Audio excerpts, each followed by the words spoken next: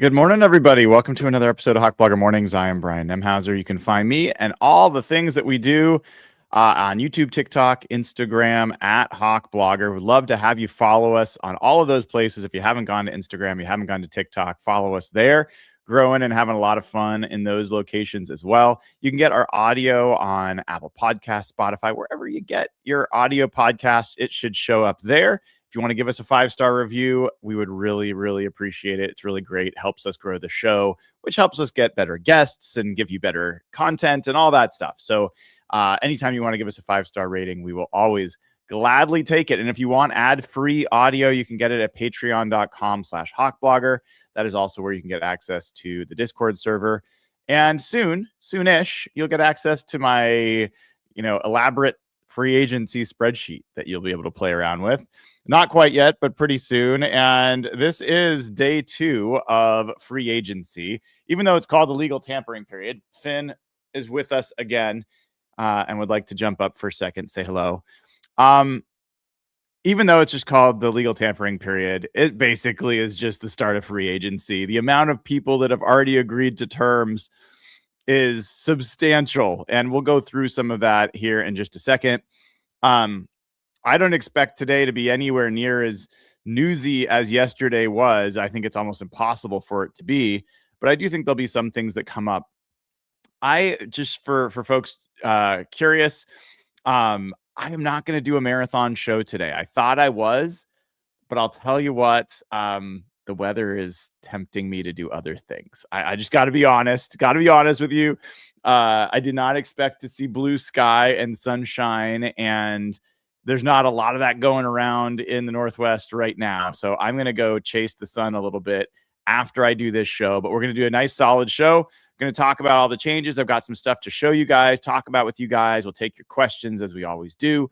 And looking forward to it. I will also be back tonight at 5:00 with Seahawks Collective. That's with Rob Staten and Annabelle Hasselback and Michael Sean Dugar. So you'll get another, taste of all this stuff then. So looking forward to talking with you guys throughout the day.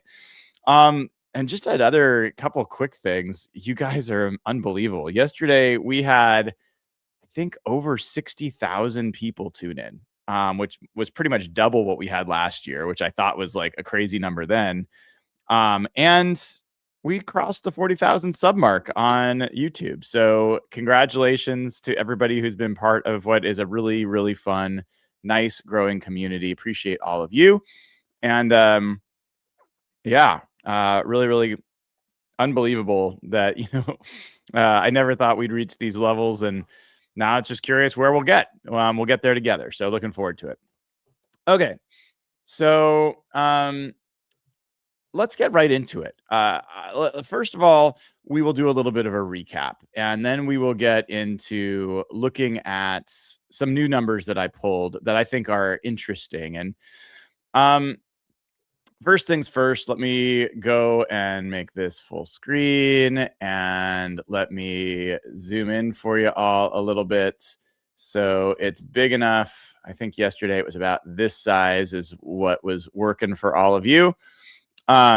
I can make it a little bit bigger if you need me to, but hopefully that's big enough for you. Let me make it a little bit bigger because I think it was a little bit bigger yesterday. I might be wrong, but maybe that size. Maybe was it that size? Is that too big? I think that's the size it was yesterday. So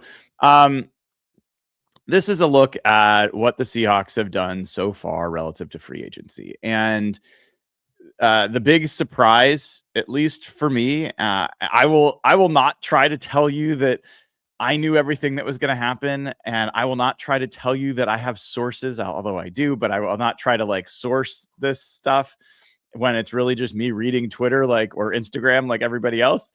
But I was surprised that the Seahawks signed Rashad Shaheed. I was surprised that they did that, even though basically a week ago when I did my free agency primer, I told all of you the one guy I just had this feeling that might be back that isn't expected to be back is Rashad Shaheed. I should have trusted myself with that instinct because it's just not common for John Schneider to trade for a player mid-season, give away picks, have that player be a positive part of the team on the field, a positive part of the team in the locker room, and have that player want to come back and not come to an agreement. There was all these signs that indicated that Rashid Shaheed was a sneaky potential to come back, but I fell for what was the news that was being reported out there from like the Adam Schefters of the world that they were not close and that they were going to hit free agency. And to me, that just spelled the end. And sometimes you can want all of the things to work out and have all the good intention, but if the market is too hot for a specific player, it just goes beyond what your budget allows. And I think in this case, a few things might have happened.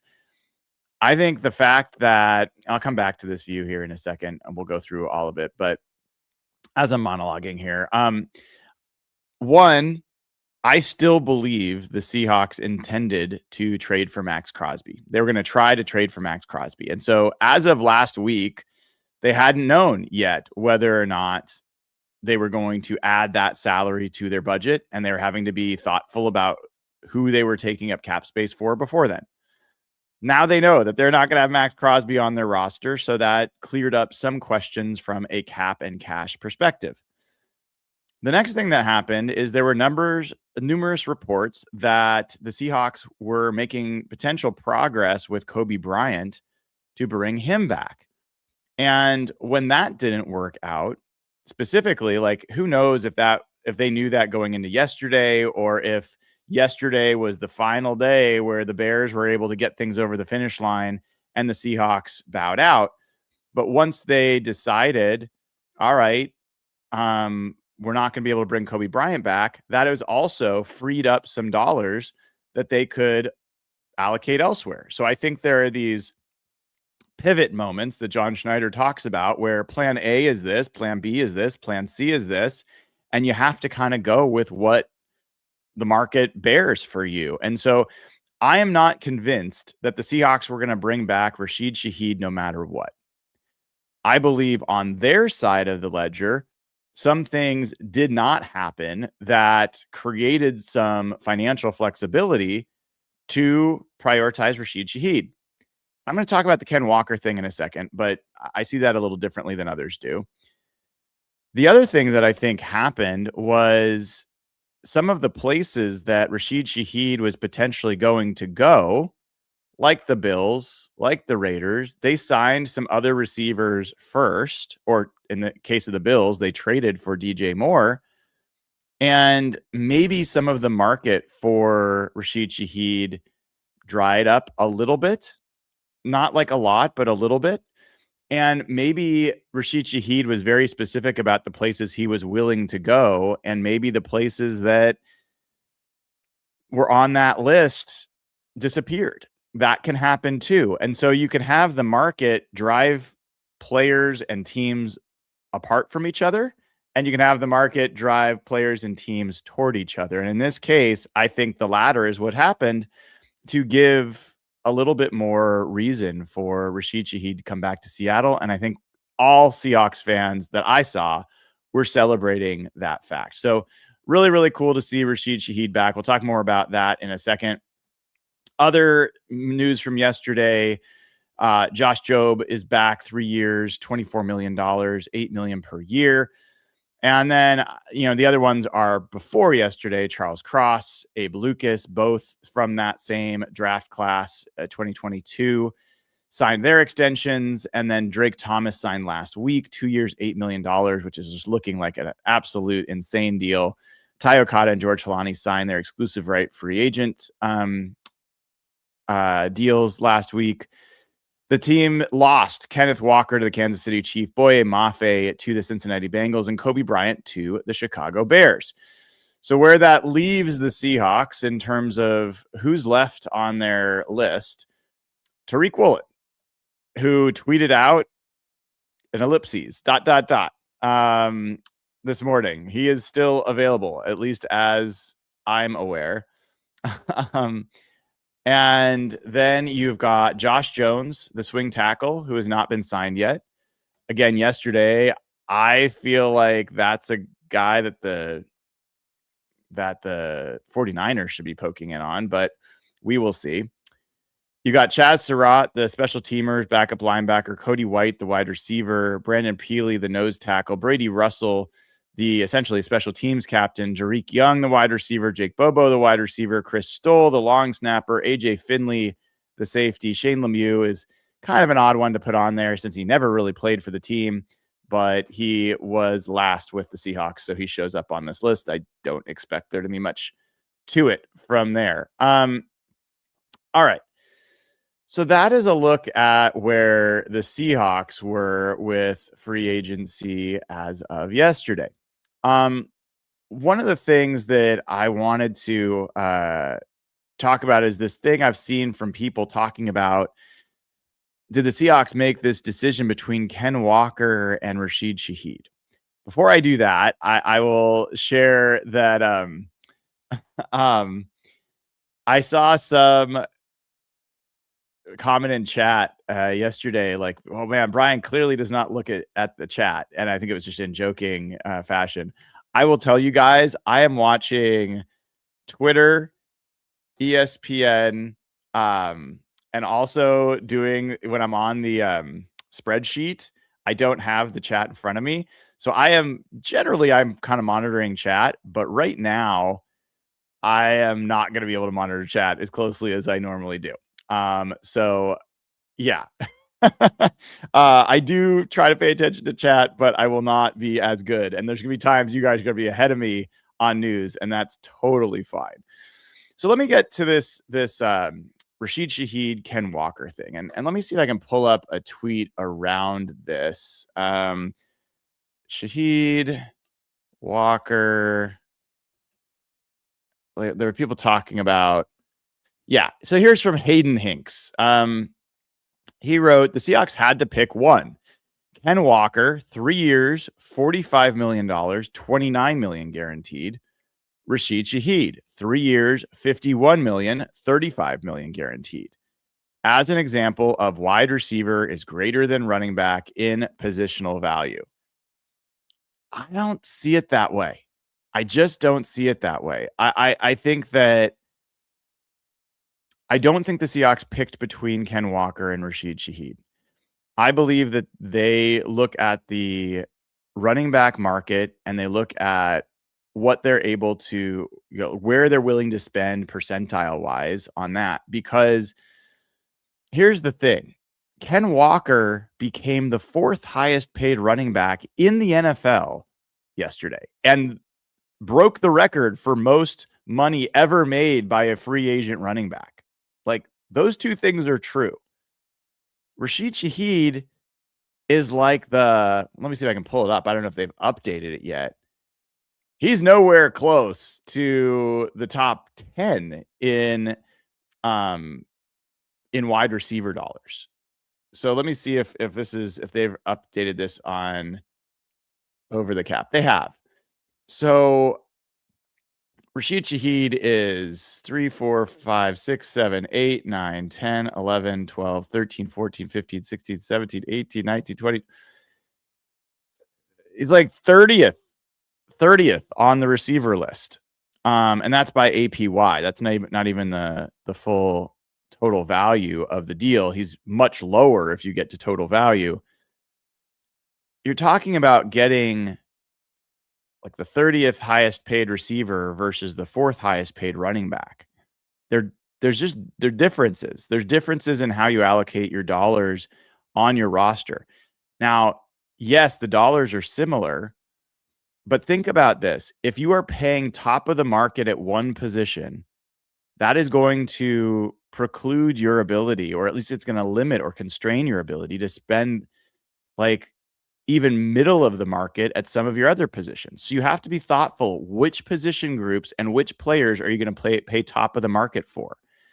And the Seahawks made a conscious decision that they were not going to pay top 5 money for the running back position. I have some questions about how they handled that. I would rather have Ken Walker than not. I've been really, really clear about that. But I think that's a false equivalency to compare Rashid Shaheed and Ken Walker. I just don't see it. I understand why people might bring that up. I just don't see those as really similar.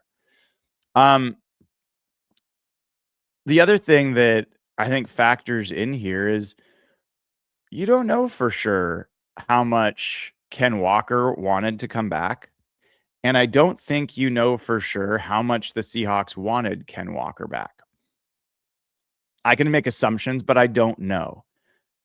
What I do know is the Seahawks wanted Rashid Shaheed back, and Rashid Shaheed wanted to come back. Like, that I know.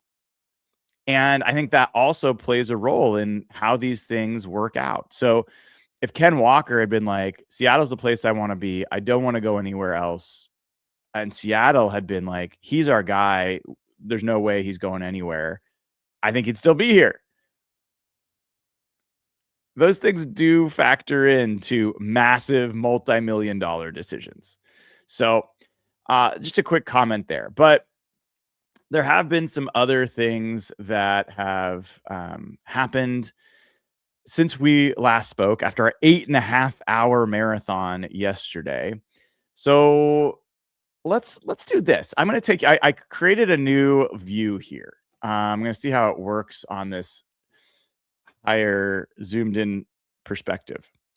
But this is a new view that shows you, I'm going to put myself, well, I think this is better because it's bigger. So this is looking at how many players each team has lost, how much money was spent on the players that were lost, how many players those teams added, and how much was spent to add those players. And then the final column here is just the basic net cash flow. Like, are you spending more than you lost? Like, that's basically the price of the players you lost versus the price you paid for new players, right? And this is just added or lost. This is not re-signings. So Josh Jobe will not show up for the Seahawks as a player added. Rashid Shaheed will not show up as a player for the Seahawks added. This is just new players that were not previously on your roster. So one of the reasons I wanted to do this, and I think, I don't know, there's probably someone that's done this view, but I thought this was an interesting view because I've got this sorted right now by cost of players lost. And you can see the Ravens have lost the most players, 6, and they have the most value associated. Sorry, I'm going to get that out of there and do that. All right. So they've lost 200 and like the players that they've lost have gone for $210 million in the market, right? That's a huge number. That's the most of anybody. The Eagles have lost 4 players, $196 million in value. And then you get to this group of teams that have lost 3 players. You've got the Chargers, the Seahawks, the Giants, the Packers, and the Chiefs have all lost 3 players apiece. The Seahawks have lost the 4th most player value in terms of price on the market, $145 million. And what's interesting about that is I think this is kind of an indicator of where you've got talent in the league. Think about this. When there is the cut down day, 53-man rosters are set. You see how many players are claimed. That is generally a good indicator of how much surplus talent you've got throughout your roster that other teams in the league want to add to their roster. Similarly, with free agency, if you have players that are commanding high dollar contracts, that means that you have some pretty valuable players. And I think I can do this quickly and it should work. Let me just do this real quick. So if we do, yeah, that's not going to work. Never mind. But you can see the average value of these deals because the Seahawks only lost 3 players. and it was 145 million. That's $48 million per player.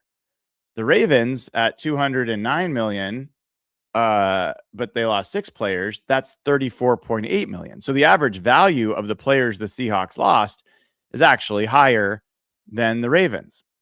So I think this is kind of an indicator. You just won a Super Bowl. You are a very talented roster. I think this is another sign of just, the kind of talent the Seahawks have. What's also interesting is if you scroll down, look at the teams that have lost no players and no value. The Rams and 49ers are down there with the Raiders and Cowboys as having lost nobody. And I saw this somewhere as if this was some kind of a good thing. I don't think it's a good thing. Like the fact that the Rams, that none of their, like, let's go look at the Rams for a second, which I think is a very talented team. I don't think that's like really crazy to say. If you go over here, like Tutu Atwell, Jimmy Garoppolo, Roger McCreary, who they traded for, Akella Weatherspoon, Kobe Durant, Darian Kendrick, like Xavier Smith, they don't have a lot of talent on the market. So I think from that perspective, it's a little bit of an indicator of total team value. It's also just the state of where the Rams are. Some of their best players are not in years where they're going to be free agents. For the 49ers, you look at the 49ers and you look at this list, and I mean, how much of a market is there for Juwan Jennings right now? Not so far. Jordan Elliott, Spencer Burford, Jason Pinnock, Kevin Givens, Luke Gifford, Kendrick Bourne did sign, so I actually have to update that. So they did lose somebody. I think he signed with the Cardinals, if I'm right. So I'll go update that. But they've got all these players, but they're not necessarily the highest value. Before I forget, let's go update Kendrick Bourne. So to me, that is an interesting way to kind of see. I'm going to show you in a second. There's another view I want to show, but I first want to get Kendrick Bourne's contract numbers. Kendrick Bourne. Okay, 2 years, 10 million. He goes to the Arizona Cardinals. 2 years, 5 million per year. Whoops. And 10 million overall value. All right. So now the 49ers have lost somebody. And if we go back to this league scorecard,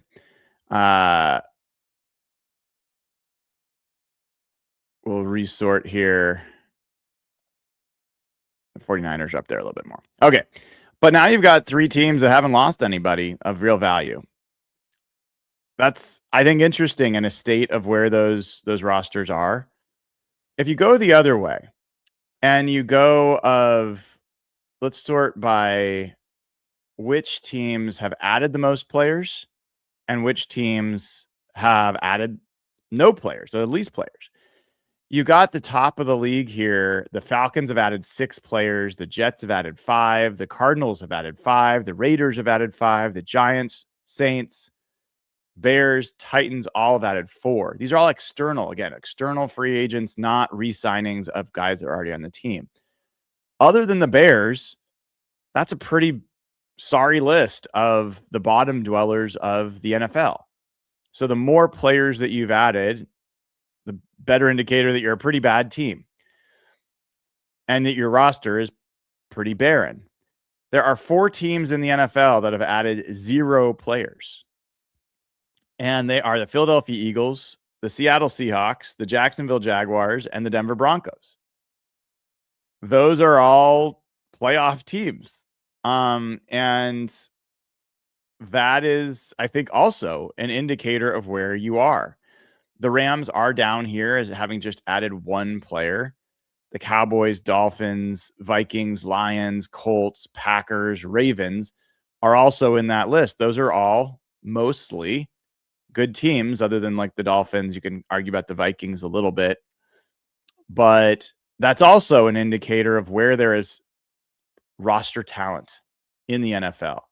And if we go and say who's spent the most money, the Titans have spent $246 million. The Raiders have spent $241 million. The Panthers have spent 165. The Commanders 141.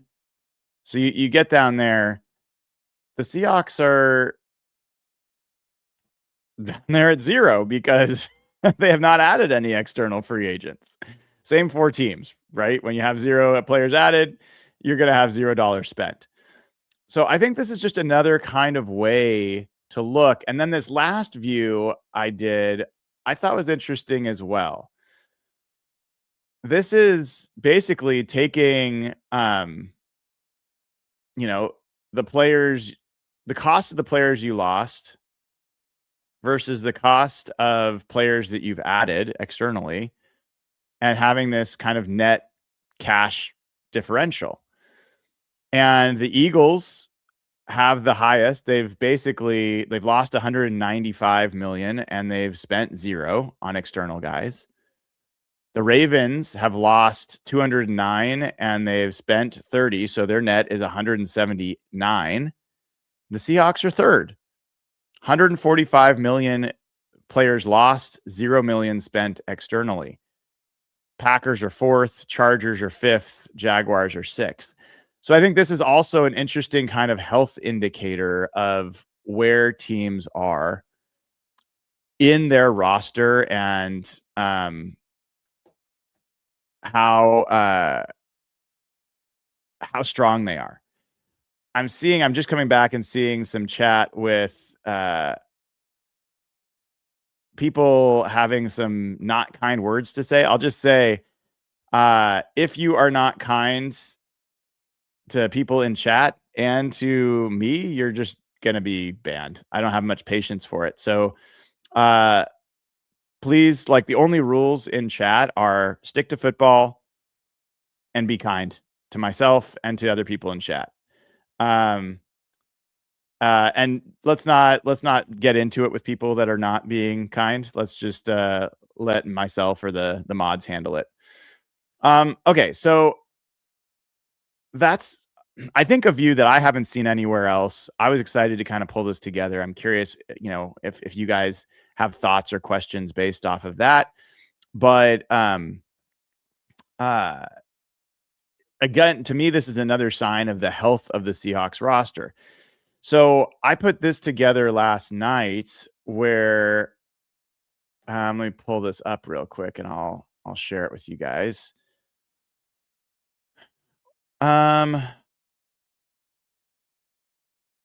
Interesting. We're getting a note that Mike Garofalo is saying that the Seahawks are monitoring Rashad White's market as a fallback option after losing Ken Walker. That is interesting. And I'm going to quote tweet this real quick. Monitoring Price Walker left. Let's talk about that for a second. Then I'll get back to what was going to be my other piece I was going to share with you guys, which is just the state of the Seahawks starting lineup relative to where it was last year. Let's talk about Rashad White. And to do that, let's take a look at the running back market as it currently stands. So we're going to go over here to the position tracker, and here is the running back list. So you can see that there's been a pretty decent run on running backs. You've got, 3, 6, 9 running backs who have been signed. I've got George Halani in there as an exclusive rights free agent. So maybe call it 8 running backs that have been signed. They range in contract average per year. And let's talk about the actual external, like the unrestricted free agents, from $6 million per year to $15 million per year. $6 million being Tyler Algier, $15 million being Ken Walker. Rashad White, where does he fit on Greg Rosenthal's 101 list? Let's look at that. So, of the 101 free agents that Greg Rosenthal ranked ahead of free agency, you can see how many of them have already been signed. Trey Hendrickson's still available. We can talk about that briefly. Rashid Walker, Romeo Dobbs, Chason Ellis, Okwankwu, Tariq Woolen, Leah Chanel, Nick Cross, Braden Smith, Juwan Jennings, Wyatt Teller, Brisker, Calais Campbell, Bosa, Nashawn Wright. So it's interesting. He does not have. Does he not have Rashad White? Oh, he's got Rashad White at 79. 79. So if you look at where he had him ranked relative to other running backs, he had him below Kenneth Gainwell. He had Gainwell at 65. He had Rico Dowdle at 87. So let's go look at Kenneth Gainwell's number and Rico Dowdle's number, right? Kenneth Gainwell was at $7 million per year. Rico Dowdle, $6 million per year. So it would seem logical, at least one way to look at this, is that he would be somewhere in that range. Less than half, almost a third of what Ken Walker got. And my only thing there is, why not Tyler Algier? Like, if that's what you're going to do, why not? I mean, this would have been a absolute grand slam if the Seahawks had got Tyler Algier for $6 million and brought back Rashid Shaheed and brought back Josh Jobe. It would have been like, we're good. We're good. But Rashad White, let's take another look at kind of what kind of player he is in case this does become real. So, we talked about him a little bit yesterday. He is a guy. There he is. He is a guy who has kind of had some different years as part of the Bucs. Last year, he kind of split carries with Bucky Irving. He had 575 total snaps. Year before was 608. He has had a year in 2023. This is before Irving, where he had 959 snaps, where he was like the main guy. Last year, his PFF running grade was 80.9, or his offensive grade was 80.9. He had a 67.1 receiving grade, which I think is important to keep in mind.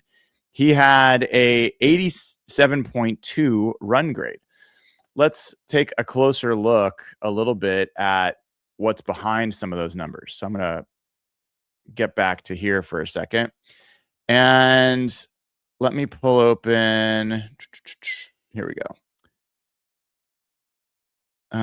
Sorry, let me pull this open. We're going to go to rushing. And we're going to look at the 2025 season. We're only going to look at halfbacks. And Rashad White, the way the rankings went for PFF, and you could take these or leave them. This is just information, right? This is the PFF run grade, not the overall offensive grade, but just the rushing grade. Devon Achane was number 1 with a 91 grade. Zach Charbonnet was number 2 in the NFL with a 90.3 grade. I don't know if a lot of people know that. Ken Walker was number 3 with a 90.2 grade. So the Seahawks had 2 of the top 3 graded runners in the NFL by PFF. Number 4 was Rashad White, 87.2. He was ahead of Blake Corum, Kyron Williams, DeAndre Swift, all those guys. And when you look at what's kind of behind some of that, his yards after contact per carry, per attempt, Oh,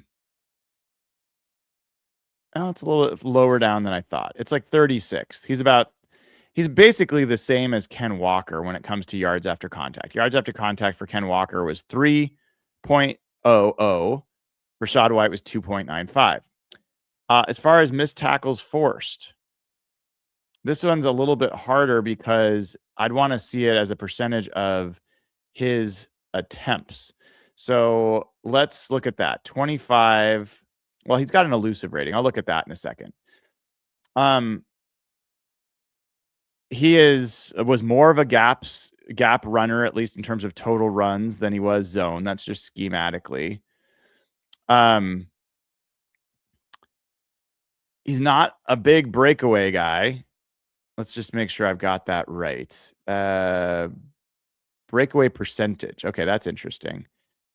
Yeah, he was 16% breakaway percentage, which way lower than Ken Walker was 39%. Zach Charbonnet was 27%. So he's not nearly as explosive in that regard as these two guys have been for the Seahawks. His receiving numbers are where things I think get interesting. He had 40 receptions and 42 targets.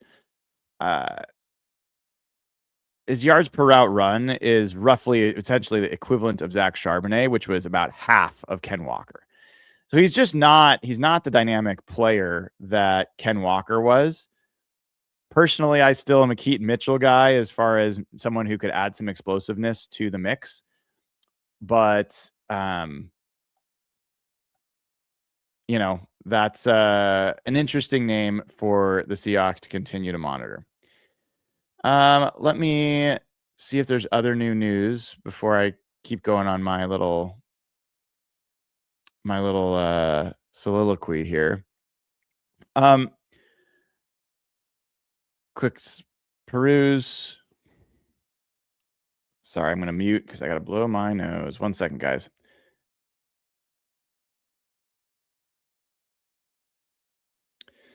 I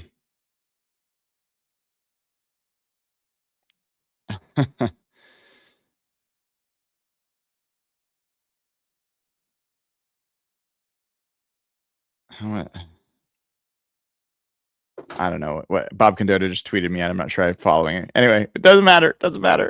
All right. So, Rashad White's interesting. I personally let's get back to the position tracker.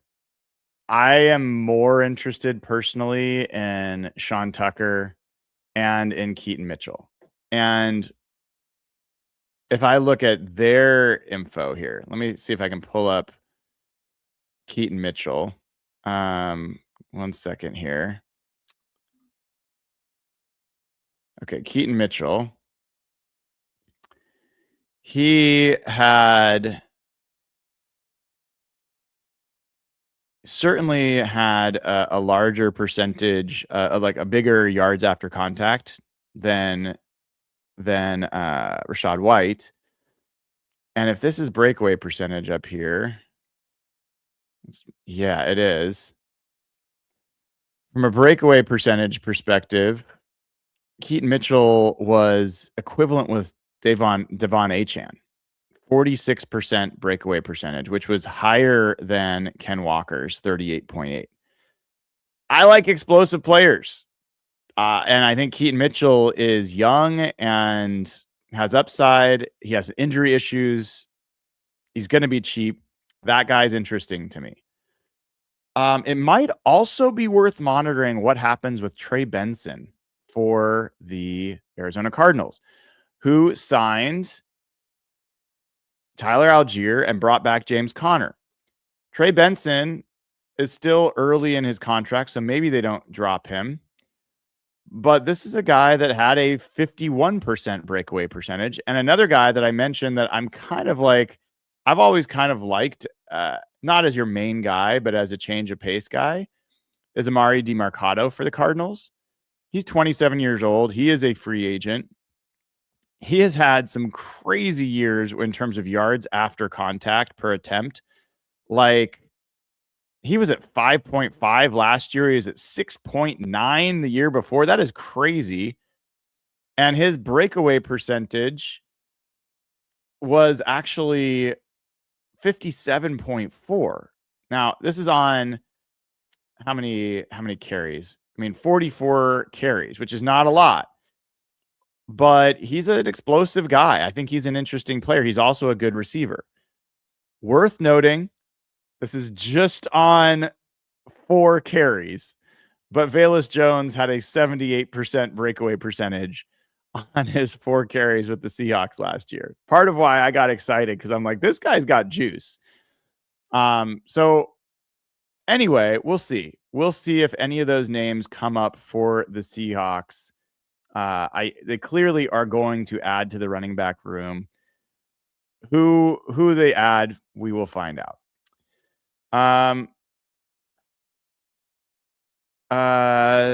Someone's saying that Isaiah Pacheco just signed. Yes.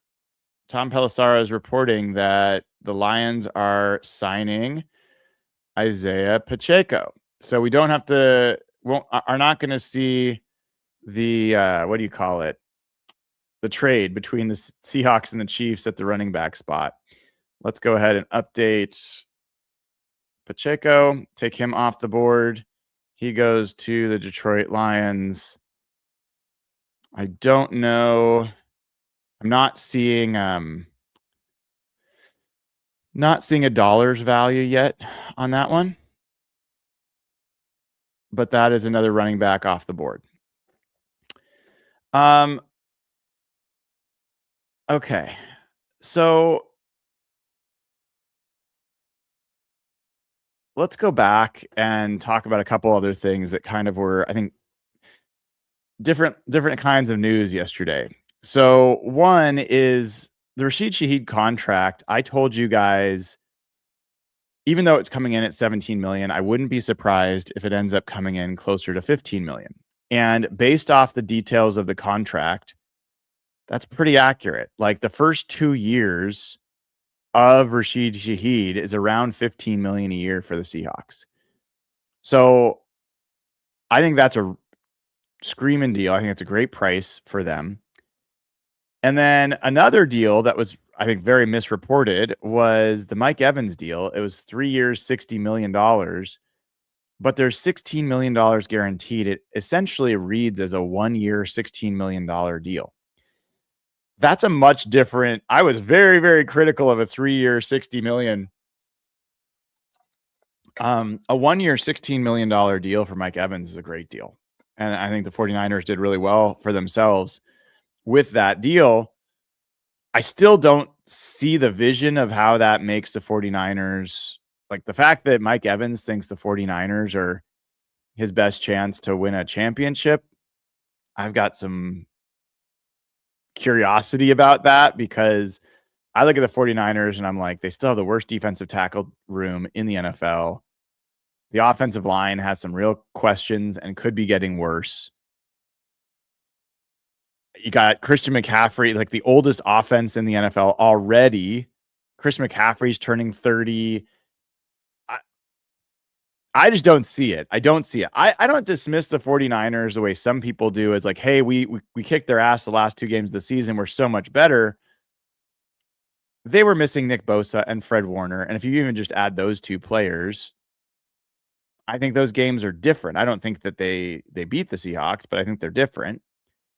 And then, George Kittle was out for one of those games. So, like, I'm not going to be a 49ers fan here and do what they do, which is like, hey, if we had all our guys, like, yeah, but you never have all your guys because you have old, brittle guys, and they stay old and brittle. They actually get older and more brittle. Or if you want to believe your substation stupidity, fine, whatever. But I don't really see the vision for what the 49ers are trying to do. I thought they'd be getting younger. Like what they did on defense last year made sense to me. They added a lot of young players and they're trying to grow with them and get them good coaching. And I think that worked out relatively well. I don't know what their plan is offensively, man. It's like basically Brock Purdy is going to be a god and These other guys are going to figure out how to stay healthy somehow, and Christian McCaffrey is going to be able to handle that kind of load for another year at 30. I don't know, man. I don't get it. I don't need to get it, but I'm not super high on what the 49ers have done so far. What else? Let's actually do this. Let's look at the top 100 list together, kind of in order. Oh my goodness. There we go. So this is, again, ranked by Greg Rosenthal's ranking of top 101 free agents, which is not the end all be all, but it's as good as anything else. I think the Jalen Phillips deal has really shook the NFL. The fact that he got 30 million APY has blown up some people's brains, because now that's part of why you have Trey Hendrickson still unsigned. He is sitting there thinking, I'm better than Jalen Phillips, and I should get more than 30 million a year. And I think people are looking at him at age 32, coming off an injury-ridden year, and they're like, no. And so I think Trey Hendrickson is kind of dealing with having a reality check about what his price is really going to be. I still don't think the Seahawks are going to be involved. For people that are curious, I don't think the Seahawks are going to be involved. But I am curious where that ends up for Trey Hendrickson. The Alec Pierce deal also was a pretty big number, 28.5 million. That one I kind of get a little bit more. The Tyler Linderbaum number, where he reset the center market by like $10 million more APY than Creed Humphrey, I think is just an indication of how much the Raiders had to overpay to get their top target, which I think it was smart of them to do, but that's a lot of money. Interesting here, Devin Lloyd, who's the top kind of inside linebacker on the market. He expected to get $20 million a year. He ends up getting $15 million. And one of the things that's important to understand, or at least if you want to learn this stuff, is this is where positional value comes into play for things like draft picks. So you look at this and you say, okay, the top inside linebacker in the draft in free agency got 15 million per year. Then you have a guy like Sonny Styles in the draft, who's like unbelievably athletic, talented, clearly top 10, top 5 pick talent, but he plays a position that's not valued that much. So what that means is you use a top 10 pick and you pay the slotted value of a top 10 pick for a player who plays a position that isn't that expensive to get on the open market. Like, you're better off in a lot of ways in the draft, and some GMs think this way. I'm better off drafting a lesser player who plays a higher value position, like edge, like quarterback, like receiver, like cornerback, whatever, at the top of the draft, even if it means I'm taking a lesser player, because value-wise, I'm going to get a better deal. Here's an example. You could take a receiver at that position that is not as good of a receiver as Sonny Styles is as an inside linebacker. But what is what we just saw with Rashid Shaheed. He just got 17 million a year, and that's like the 30th highest value for receiver, which means that there's much, much, much higher values than 17 million a year. Ken Walker got 15 million a year. He's the 4th highest paid running back. So getting a top 15 receiver is a better value in terms of managing your money and where you spend it in the draft than getting the top inside linebacker. Maybe that makes sense to you guys. Maybe it's all gibberish, but I think that's, this was another indicator of why some teams, approach different positions differently. Other signings, you've got the 3 Seahawks here at 10, 11, and 12. We've talked about them. Elijah Vera Tucker goes to the Patriots. Interesting for the Patriots, they moved Jared Wilson to center as expected, and they sign a new left guard. And then they still have Will Campbell at left tackle. So I don't know if this really solves their problem, but I understand what they're trying to do. Here are the Bucks. They're 3 players. They kept Cade Otton, but lost Jamel Dean and Mike Evans. As we kind of go through this list, Romeo Doubs is going to be a name to watch. He's probably the last, I think, name receiver to keep an eye on. As we look through, Tariq Woolen, I'm really curious what's going to end up there. Some people are like, well, maybe he'll come back to Seattle. I don't think the Seahawks are going to bring him back. I think they've moved on. And I wish Tariq well. I hope he gets a good deal. I hope he, shows out somewhere, but he's got to be wondering what's going on with his value. Sorry, I got distracted by new stuff coming down the pike, but nothing critical here. I don't think the Seahawks are going to go after a safety like Nick Cross or something like that in free agency. I might be wrong, but I don't think so. I am curious where Juwan Jennings ends up. I certainly don't think it's going to be Seattle. Like, that door is closed after signing Rashid Shaheed.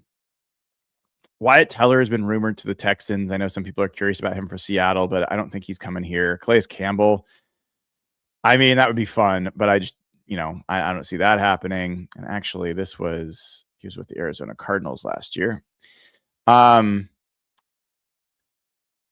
There has been some talk that Joey Bosa has met with the San Francisco 49ers, which is where I'd expect him to end up, but we will see.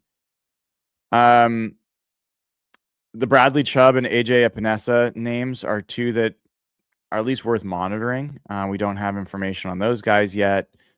Zeitler is a guy we've talked about a million times for the Seahawks. He's never been willing to come here for whatever reason. And then I'm looking to see if there's anybody else really worth bringing up. I don't think they're going to go into after any tight ends. Yeah, so that's kind of the top 100 list, and you can see how many of the top 100 are already gone, which is a good indicator of Greg Rosenthal's rankings. I mean, look at his top 33. There's only 3 players that haven't been signed. And as I do kind of a quick scroll through this, you can just see which has colors is which of the players have signed. This is the full 900 person list. You see how sparse it gets as we go through this. Yeah, so it's a big list, and I think Rosenthal did a pretty good job in his rankings. All right, I see there's some super chats. We're going to get to that. I'm going to talk a little bit more about what's going on with the Seahawks as we start to get closer to wrapping up. But Christian Klein actually has gifted 5 Hawkblogger memberships. Thank you, Christian. Very generous of you for doing that. Jay-Z says, what are your thoughts on Emmanuel Wilson? Well, I mean, he's young, so I'm never, super out on anyone who's a young running back. I think he had a better year in 2024 than he did in 2025. Not somebody that will cost a lot necessarily, but I can look at some of his numbers from some of the advanced metrics to see where they show up there. He is, for the snaps he's gotten, has been okay as a receiver. Had a decent success rate last year. He has a bigger back at 5'10", 226.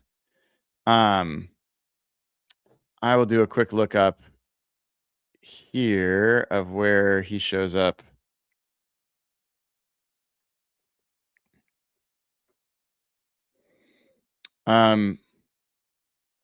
Yikes. Not a breakaway runner. He had one of the worst. He had literally the worst breakaway percentage of any player with at least 300 carries or 300 snaps, I should say. That's not good. I mean, doesn't really get me that excited. I think I'd be much more interested in some of these other players. Halfrican says, can we talk about the 2022 draft for a second? Charles Cross, Kenneth Walker, Boye Mafe, Abe Lucas, Reek Wooling, Kobe Bryant, just insane. Interested to know the average APY of this class. Yeah. This was another view I was going to pull together. I didn't get it done for today, but yeah, I think somebody was bragging about the Ravens draft class. I think I can pull that up here somewhere.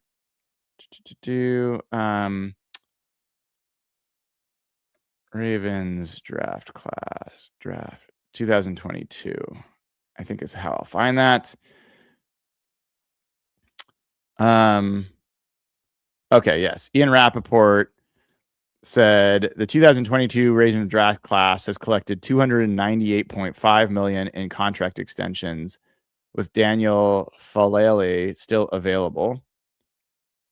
And he's, including the Kyle Hamilton, the Tyler Linderbaum, all that kind of stuff. So $298 million for the 2022 draft class. Curtis Rogers wrote the Seahawks 2023 draft class has $295 million in contract extensions, with Reek Woolen and Derek Young still available. So I think by the end, the Seahawks 2022 draft class is going to certainly get more than $3 million additionally when you get Tariq Woolen and Derek Young in there. And so I think they'll be the highest grossing draft class from 2022, as they should be. So good question there. Let's see. Sorry, I'm looking at this. We got a new member here in Skiff Feldspar. Welcome. We got Coster 2K. Any chance we trade up for Love or he falls to us? So interesting. I keep people asking this. Like, there's zero chance. I don't know why he's going to be a top 7 pick. Like, the reason the Chiefs went and signed Ken Walker to the deal they did is because they don't think they're going to get Love at the 9th pick or the 8th pick, whatever it is. So there is 0.000% chance the Seahawks are going to go from 32 to where they would go to pick Love. So I don't know why this keeps coming up, but no, not going to happen. Papa Ted joins as a member. Welcome to you. Great to have you. Thanks for joining. If you have not yet bought We Did Not Care, you can go to hawkblogger.com/book. Get it there. Always appreciate that.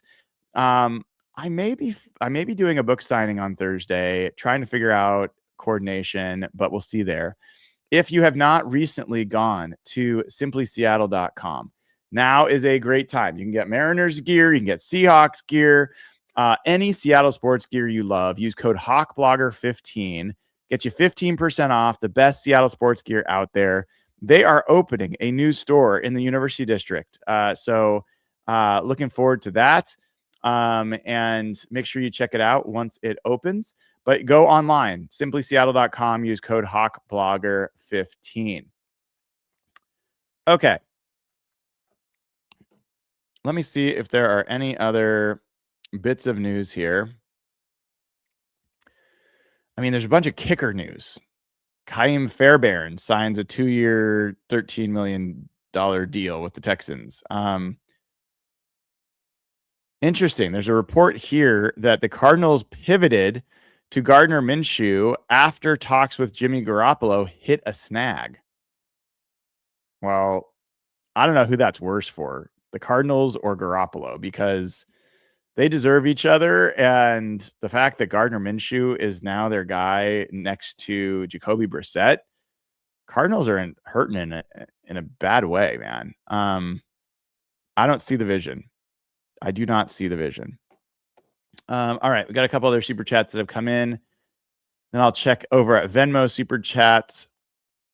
Convert Derek to running back from Horseboy. No, don't think so.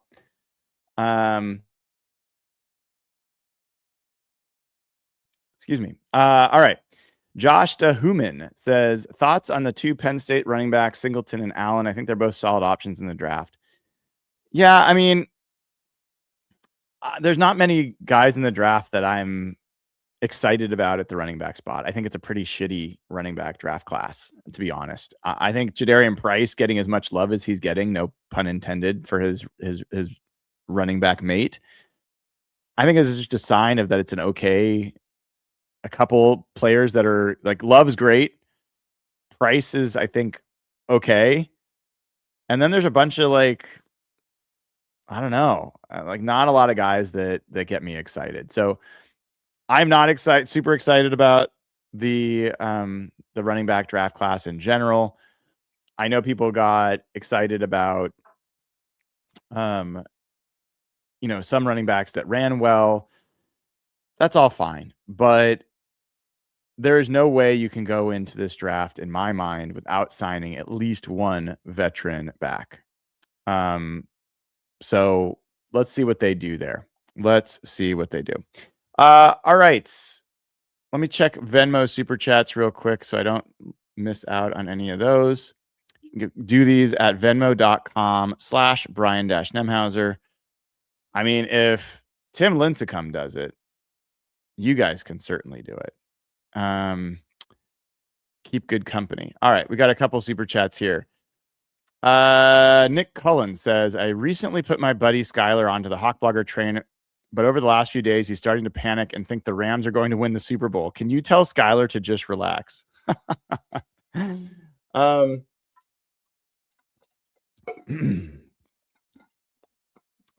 Skyler, relax, dude. Relax. Like, the Rams, why did the Rams lose to the Seahawks twice last year and almost 3 times? It was because they had trouble stopping the run. It was because the special teams was a disaster. Punt returns, dropped punts. It was because they were not able to get the pass rush at the times that mattered. And I mean, Rashid Shaheed was a big part of it too. And so I look at the Rams and I see a team that constantly decides it's someone else's fault that they've lost, that they don't really identify their own weak spots effectively when it comes to defense and especially when it comes to special teams. And I think they're a very formidable opponent. No disrespect there. But to assume that the team that you beat 2 out of 3 times, because they've made these trades for cornerbacks, are all of a sudden going to be like clearly better than you, I don't see it. I don't see it that way. This was something actually I did want to share with you guys. So I can pull this up. Right. Okay. So this was something I shared yesterday, which was the starting 11 currently for the Seahawks defense. It is DeMarcus Lawrence, Leonard Williams, Byron Murphy, either Uchenna Nwosu, Derek Hall, Ernest Jones, Drake Thomas, Josh Jobe, Nick Emanwari, Devin Witherspoon, Julian Love, and Ty Okada. Those guys started games for you last year. Almost all of them were your starters last year for the number 1 ranked defense in the NFL. Ty Okada is the only one that was not, quote, number 1 on the depth chart. He started 11 games for you last year. So this defense isn't going away. And in fact, you should expect them to get better in most cases. I think Byron Murphy is going to be better. I think Derek Hall is going to be better. I think Riley Mills is going to be better. Drake Thomas, like Nick Emanwari, like go through this list. I think they're going to be better. And I don't think they're done adding. I think they're going to draft maybe another corner, maybe another safety, maybe another edge rusher. They might add players. They might add Von Miller to this list. They might add other players to this list. And this was already the number 1 defense in the NFL as it is. That's not going away. Similarly, and this is probably a little bit more like something that people don't respect, I guess is the word I will use. This is a similar look, but this is the offensive side, the current starting offense for the Seahawks. Sam Darnold, Jackson Smith and Jigba, Cooper Kupp, Rashid Shaheed, AJ Barner, George Halani, Charles Cross, Gray Zabel, Jalen Sundell, Anthony Bradford, Abe Lucas. Every one of those players started for you last year, except for George Halani. And that was the third best scoring offense in the NFL last year, and the franchise's record-setting offense from a points perspective. They're not done yet either. They're going to add running back to the mix. If Zach Charbonnet ends up being healthy and playing, you will be able to put him in there. And I just told you he had the same PFF grade as Ken Walker. In fact, higher. He's coming off a serious injury. Who knows how that will hold up for him? But my point being, the Seahawks are the hunted. The Seahawks are the hunted. They were the best team in the NFL. They had the highest point differential by a long stretch. They lost. Their only games they lost were by a combined 9 points. The Seahawks don't need to get considerably better to be the favorites to win the Super Bowl next year, in my mind. The Seahawks need to sustain, and then they need to find places where they can grow internally largely. I think the biggest place the Seahawks can make a step forward is in edge rush. I don't see the plan there yet. I'm not sure they see it as the same priority as I do. They won a Super Bowl without having a dominant edge rush. So we'll see. But the Rams are going to be tough. They are going to be tough. But they also are heavily dependent on Matt Stafford at age 37 staying healthy again and playing at an insane MVP level. If he can continue to do that, the Rams are going to be a tough out, always. But I look at the Seahawks and I'm like, there's still waves of talent on that team.